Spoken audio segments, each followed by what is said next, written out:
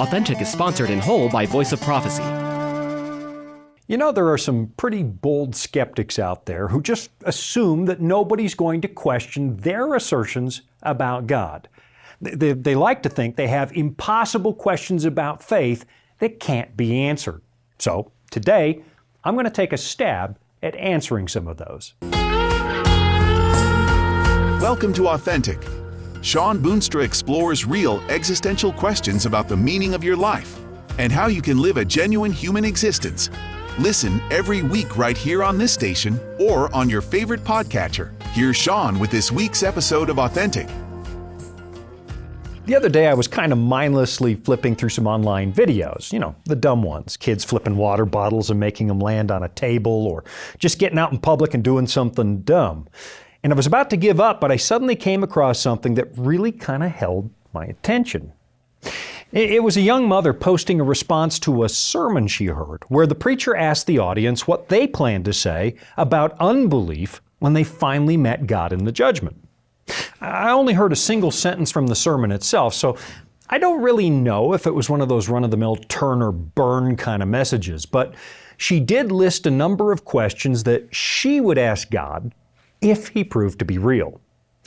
And as I was watching her, it suddenly occurred to me that she was asking questions that most people ask at some point in their lives, which made me wonder if I shouldn't dedicate a series of shows to answering those questions. So here we are with show number 1. Now, to be perfectly clear, there's nothing easy about her questions, and I can't possibly pretend that I'll be able to answer them to everybody's satisfaction, at least not here in a half-hour show. But I still thought it might be important to try, because sometimes people ask these kinds of questions as if they are delivering some kind of death blow to faith, and they aren't. Sometimes, unfortunately, they're asking their questions based on things they've heard Christians say. And some of those things are not based on what the Scriptures say. They're just part of a long-standing, regrettable Christian folklore. I think part of the problem is that too many Christians haven't actually read the Bible for themselves, and they're accustomed to just repeating what someone else has told them. And that has led to a bit of a theological mess here in the 21st century.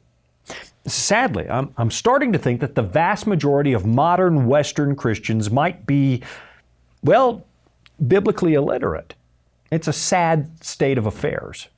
So today I'm going to kick the ball down the field by looking at the first 2 questions this lady said she would ask God if she got the chance. And those questions were, why did you stay hidden? And why did you stay silent? Now, those are fair questions. But I'm not convinced they're entirely honest questions, at least not sometimes. Let me see if I can explain. I don't know if this has ever happened to you, but every once in a blue moon, my wife asks me to do something, and then later, she discovers I didn't actually do it. And sometimes if she asks me, why didn't you put the trash to the curb like I asked you to? I reply by saying, I had no idea you wanted me to do that. To which she will reply, but I clearly asked you to do it yesterday. So, in other words, the real problem with our communication at that point is that Jean had been speaking, but I wasn't listening.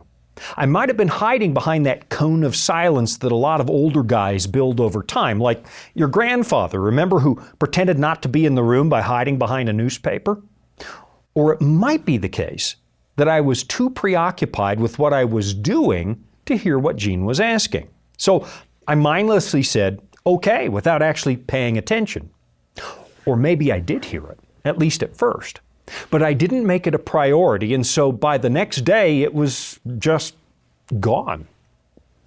There are 1,000,001 reasons that we might not notice the voice of God when He tries to get our attention, including the fact that we sometimes tune out the things we don't actually want to hear.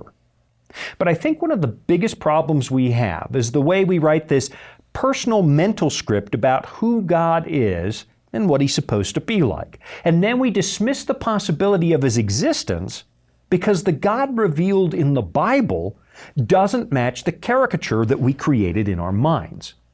We invent these ideas about what God should be like, and then we're angry when He doesn't happen to be that way. But If the creator of this universe really is a personal God, a real being with feelings and conscious thought, why in the world should he behave the way we think he should? I've seen this happen in people's marriages. A couple will get hitched and both parties have this mental idea of what spouses are supposed to be like. And then they're completely devastated when real life, which involves real people, proves to be somewhat different. Real people, it turns out, are nothing like the fictitious characters we see in books and movies, where every problem gets solved in 2 hours or less and everybody lives happily ever after. Real life is not like that. So, what we have with God is a situation where an omniscient being is relating to us, a bunch of incredibly flawed people. And in the same way that real interpersonal relationships can be wonderfully messy, we've got to expect that our broken nature might just make our interaction with God less than predictable. Not because of Him, but because of us. There's a famous story in the Old Testament where a notable prophet goes through a moment of pure exhilaration. He challenges a bunch of idol-worshiping priests to a showdown on Mount Carmel, and he wins impressively because God Himself sent fire from the sky. But of course, that leaves a lot of people wondering, if that story was true, and I believe it was, why doesn't God still do that kind of thing right now? I mean, wouldn't it just be easier to peel back the sky and show Himself to the world than to do things the hard and the vague way? Wouldn't that be better than just asking us to exercise faith? But you know what some people never seem to read is the story that comes right after this in 1 Kings chapter 19. In that chapter, the wicked Queen Jezebel is absolutely furious over the prophet Elijah's victory. And so the story continues like this. It says, "Then Jezebel sent a messenger to Elijah, saying, 'So may the gods do to me, and more also, if I do not make your life as the life of one of them by this time tomorrow.' Then he was afraid, and he arose and ran for his life and came to Beersheba, which belongs to Judah, and left his servant there. But he himself went a day's journey into the wilderness and came and sat down under a broom tree.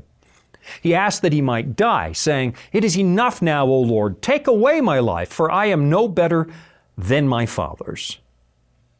Now, if there was ever a time we might be tempted to think that God owes somebody an answer, well, this would be it, because Elijah's depressed and he doesn't understand why his life has to be this hard if he's one of God's prophets. And he wishes that God would just let him die because his stunning victory on Carmel has been rewarded with a wanted poster, a price on his head. So this is how God's going to pay him back for doing what he was told? Then the story continues by telling us that God sent an angel to help him get a little R&R. Why? So he could have the energy to disappear and go into hiding. So instead of sending a thunderbolt to destroy the wicked queen, which is what I would probably vote for, God chooses instead to make His servant live in the wilderness. And the place God sends him, oddly enough, is Mount Horeb, which is Mount Sinai, the place where God revealed Himself as a fiery presence that actually scorched the top of the mountain. So in other words, this is a place you might expect God to do something spectacular. But then pay attention to what happens next, starting in verse 9. And I'm going to read a fair bit of this because, well, this is really important. "There he came to a cave and lodged in it. And behold, the word of the Lord came to him, and he said to him, 'What are you doing here, Elijah?' He said, 'I have been very jealous for the Lord, the God of hosts. For the people of Israel have forsaken your covenant, thrown down your altars, and killed your prophets with the sword. And I, even I only am left, and they seek my life to take it away.' And he said, 'Go out and stand on the mountain before the Lord.' And behold, the Lord passed by, and a great and strong wind tore the mountains and broke in pieces the rocks before the Lord. But the Lord was not in the wind. And after the wind, an earthquake, but the Lord was not in the earthquake. And after the earthquake, a fire, but the Lord was not in the fire." Okay, it's time for a quick break, but as soon as I come back, I'll show you why I think this incident is one of the keys that my young skeptic needs in order to answer her own questions about the supposed silence of God. I'll be right back. Life can throw a lot at us. Sometimes we don't have all the answers. But that's where the Bible comes in. It's our guide to a more fulfilling life. Here at the Voice of Prophecy, we've created the Discover Bible Guides to be your guide to the Bible. They're designed to be simple, easy to use, and provide answers to many of life's toughest questions. And they're absolutely free. Sign up at BibleStudies.com today and start your journey of discovery. As you may know, the Voice of Prophecy is supported by people just like you. We provide Christ-centered programs and Bible studies free of charge so that no one is left out. If you've been blessed by these programs and would like to pay it forward, we invite you to visit vop.com/give to make your tax-deductible donation. We're equipping the world for Christ to come, and your support will make a direct impact on so many lives. That's vop.com/give. This is Authentic with Shawn Boonstra and the Voice of Prophecy. You know, sometimes God really does reveal Himself in a very dramatic way. But historically speaking, that's been the exception to the rule. Over the course of the last 3 decades, I can count on one hand the number of times that God rattled my cage to get my attention. For the most part, He hasn't really spoken through earthquakes or storms. It's always been, well, something else. And immediately after God revealed Himself dramatically on Mount Carmel, Elijah probably expected more of the same. But it's not what happened. The biblical record tells us that God was not in the wind, He was not in the earthquake, and He wasn't in the fire.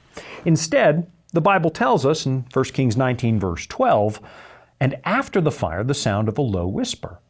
And when Elijah heard it, he wrapped his face in his cloak and went out and stood at the entrance of the cave. And behold, there came a voice to him and said, 'What are you doing here, Elijah?'" It wasn't at all what Elijah expected. And you and I also have false expectations. We try to conjure up these pictures of what we think God should be like and what He should do.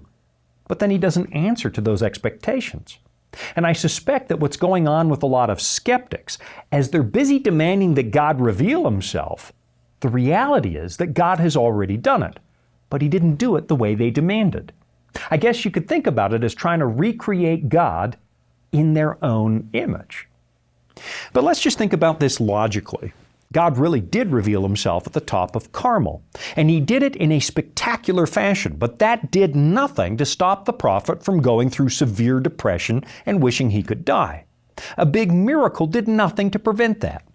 So apparently, and we've talked about this on other programs, apparently miracles are not a great foundation for long-term faith.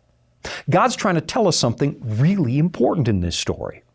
Maybe, just maybe, when you and I complain that God is silent, maybe He's not. And maybe we're doing exactly what Elijah was doing, expecting God in all the wrong ways and in all the wrong places. At the end of the day, a personal God, a real God, is not just some miracle worker, some kind of cosmic stage magician who puts His power on display to vanquish His enemies. He's not one of the pagan gods from Mount Olympus. He's something more than that. He's a deeply personal God. Just like your parents were personal parents, real people. I mean, occasionally they worked miracles to save you when you were in some kind of trouble. But for the most part, they were just your parents, people with whom you had an actual relationship.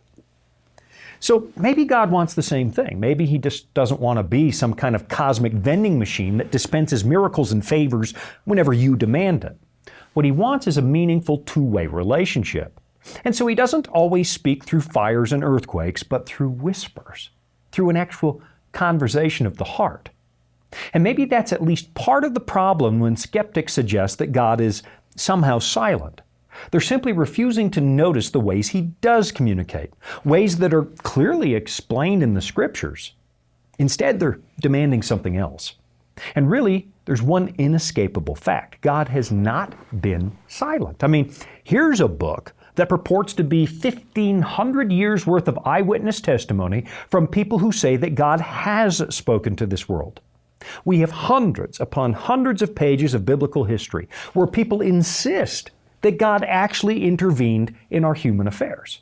I'm suddenly reminded of the opening words to the book of Hebrews, which go like this. Long ago, at many times and in many ways, God spoke to our fathers by the prophets.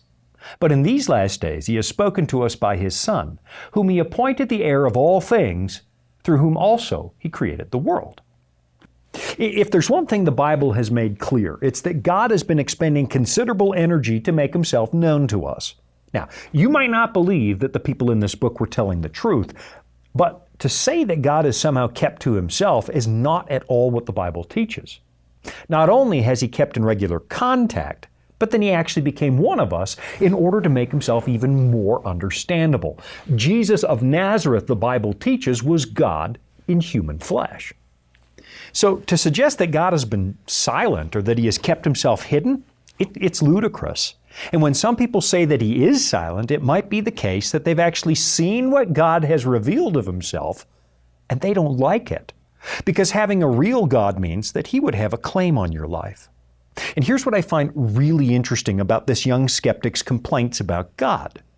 Immediately after telling us that God has been silent, she goes on to list a bunch of stuff from the Bible that she doesn't like. So apparently she believes that some of what you find in the Bible means God is a moral monster. But let's be honest, you can't have it both ways. You can't say that God is invisible and silent and then complain about the stuff he does and says. I mean, yes, you might think this book is fiction, but then you'd have to admit that this supposed fiction doesn't exactly describe a silent God. A little later on in the book of Hebrews, we find this famous description of what the Word of God can do to our pride. And I think this might be a little of what's going on. Here's what it says. For the Word of God is living and active, sharper than any two-edged sword, piercing to the division of soul and spirit, of joints and marrow, and discerning the thoughts and intentions of the heart. The truth is, the Bible is not a Hallmark greeting card. It's not a comfortable book. It drags the truth about our broken human condition out into the sunlight. It cuts through the careful facade that most of us build and reveals us for what we actually are. And so when some people read this book, it really hurts their pride, and it makes them want to push it away. It makes them want to pretend that God has not spoken when it's quite obvious that he has. To say that God is silent is simply untrue. What's really going on is that you want to reject what God has already said, but then accuse him of being silent because he doesn't change about the stuff he has said. And then, of course, we sometimes get mad and accuse God of being some kind of tyrant who hates us, like a 13-year-old telling his parents he hates them when he doesn't get his way. But if God really hates us, why would he bother with all these hundreds of pages? Pages that beg us to come back to him. I think the truth of the matter is we don't like the fact that we have to admit that we're broken in order to reconnect with God in a meaningful way. And our pride is standing in the way. It's a little like a cancer patient who refuses to accept his diagnosis, and there's nothing the doctor can do until he admits that he needs the kind of help that the doctor can give. It's not pleasant. Some of the treatments can be brutal, but if he's going to live, one of the first things he needs to do is admit there's a problem. Yet instead, a lot of us just want to tell God he's wrong. There is no illness. There is no moral tumor devouring the human race, stripping away the vibrant life God originally wanted us to have. And then when God proves to be right, we shake our fist at heaven and demand to know, why didn't you tell us sooner? I'll be right back after this. Here at the Voice of Prophecy, we're committed to creating top quality programming for the whole family, like our audio adventure series, Discovery Mountain. Discovery Mountain is a Bible-based program for kids of all ages. Your whole family will enjoy the faith-building stories from this small mountain summer camp and town. With 24 seasonal episodes every year and fresh content every week, there's always a new adventure just on the horizon. Check it out today at discoverymountain.com. Most of us have lost a loved one to death, and the question we wrestle with in our mind is what exactly happens when we die? Do we go to heaven or do we go to hell, as some people believe? Find the Bible's answer to this question in our free Discover Bible guides. You can get them at VOP.com. Click on the tab that says Study, or just call us at 888-456-7933. That's 888-456-7933. This is Authentic with Shawn Boonstra and the Voice of Prophecy. Right before the break, we were talking about this TikTok video I saw where a woman claimed that God has hidden himself and that he's silent. And we discovered the Bible says that's not true. I think the problem that a lot of us have is we want God to communicate with us on our terms, the way we want. We want him to say what we want him to say. But if there really is an omniscient God, a supreme being, then why would we expect Him to do things our way? I mean, what if there are circumstances and situations where you and I are simply too myopic to see that God knows better than we do? Let's consider the case of a crying baby. Those of you who are parents will know that sometimes when you put your baby to bed, they will cry because they're hungry or because their diaper is dirty. But then it doesn't usually take too long for most children to realize that every time they cry, somebody comes to get them. They get held, they get some soothing baby talk, and an awful lot of attention. So then comes the day when they're crying just for attention, not because they have any real physical need, and nobody comes. Why? Because mom and dad have figured out that if they keep jumping to the demands of the baby, he or she is never going to learn to be self-sufficient and sleep through the night. So they quit answering the demand for the baby's own good. So what's really happening is that mom and dad are preparing their baby for the real world, for the reality that generally speaking, the world does not jump to answer your demands. And you've got to wonder if God doesn't do the same thing with us. Sometimes we demand that God needs to answer our call and communicate with us the way we think is best, right now on our terms. But what if that same God is just standing outside the nursery door, listening, helping us learn what's best for us in the long run? I mean, what if He's more interested in growing us than coddling us? Just think about some of the kids you've met who were always the center of attention in their homes. The kids whose parents jumped whenever they made a demand, and who seldom, if ever, heard the word no. They might have been cute when they were 2, but at 8 or 9 or 15, they become spoiled brats, people who will struggle for the rest of their lives to find meaningful relationships. The God of the Bible is the ultimate parent. I mean, He calls Himself Father, and He's far more interested in watching you grow into something good than He is in giving you whatever it is you think you need. That's why it's often said that love is not a feeling, it's actually a decision. Listen to what it says over in the Epistle of James, because, well, I think this makes a lot of good sense. Do not be deceived, my beloved brothers. Every good gift and every perfect gift is from above, coming down from the Father of lights, with whom there is no variation or shadow due to change. Of His own will He brought us forth by the word of truth, that we should be a kind of firstfruits of His creatures. What it's telling us is that when it comes to you, God has a definite idea of what you should be, and that might not be the destination you have in mind. All along the path of life, God is going to be perfectly consistent about the things that He does with you and for you. You know, when I was 7, I wanted to be an astronaut, and I'm pretty sure all the kids in my class wanted to be astronauts because, well, we were living out our elementary school years in the wake of the Apollo moon landings. And when I was 7, there was no way I could picture this, a career in radio and television or a career in ministry. Nobody's more surprised than me. Why? Because at 7, I had a limited knowledge of the world and a limited knowledge of what it took to be an astronaut. I had no idea there could be something more meaningful, more satisfying that I could do with my life. Now, I want to be careful that I'm not suggesting that whatever mess you find yourself in at the present was God's idea. He may have chosen your current path, but then again, that might all be you because, well, God doesn't force people to listen. What I'm saying is that God knows the end from the beginning, and He knows His plans for your character if you're willing to follow His lead. The reason He might not give you what you're demanding at the moment is that He loves you too much to give you what you're asking for. I mean, of course, a 5-year-old boy can't understand why he shouldn't own a shotgun and keep it in his bedroom closet. In fact, it makes perfect sense to him. It seems like a lot of fun. And how dare you suggest that he's not yet a man? He just doesn't know what he doesn't know. And the same thing holds true for you and me. We don't know what we don't know. I'll be right back after this. Dragons, beasts, cryptic statues.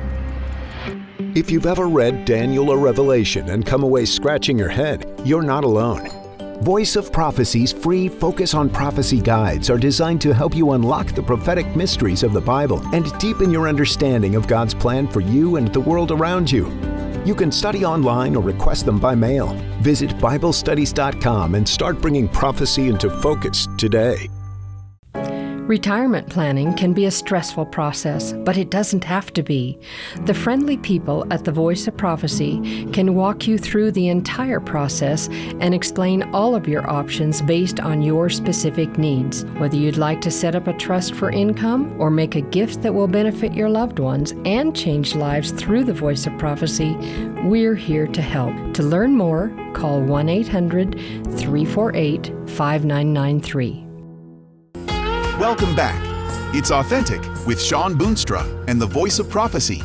After the accusation that God is silent, the skeptic I found online wanted to know why God wants us to exercise faith instead of providing hard evidence for His existence. And I should probably tackle that on another show because I think there's plenty of evidence for God's existence out there, not the least of which is the eyewitness testimony of multiple people spanning 1,500 years. But to suggest there's no evidence, that's a bit of a stretch because that's just not true. What a lot of people say they want is the kind of irrefutable proof that comes from the lab. They want a God who can be measured. But then you've got to ask yourself, why don't we demand that kind of proof for all our other relationships? I mean, how much would you enjoy life if the people you love demanded hard proof that you love them? What if they demanded a specific quantity, a certain number of love ounces, or a certain number of cubic feet of dedication? Most of us would find that ridiculous because that's not how you measure love. So what if an infinite God who is self-existent and does not depend on the space-time He created in order to sustain His own existence, what if there's no such thing as scientific proof? I mean, what if science is just the wrong category? I know that some of you will find that answer evasive, as if I'm dodging the question with a divine mystery. But what if it's true? And to suggest that God has provided nothing in the way of evidence, well, that's not exactly true either. For what can be known about God is plain to them, Paul wrote, because God has shown it to them. For His invisible attributes, namely His eternal power and divine nature, have been clearly perceived ever since the creation of the world and the things that have been made. It might just be that some people know there's evidence, but if they admit it, it has implications for how they're going to live. To say there's no evidence, that's not entirely honest.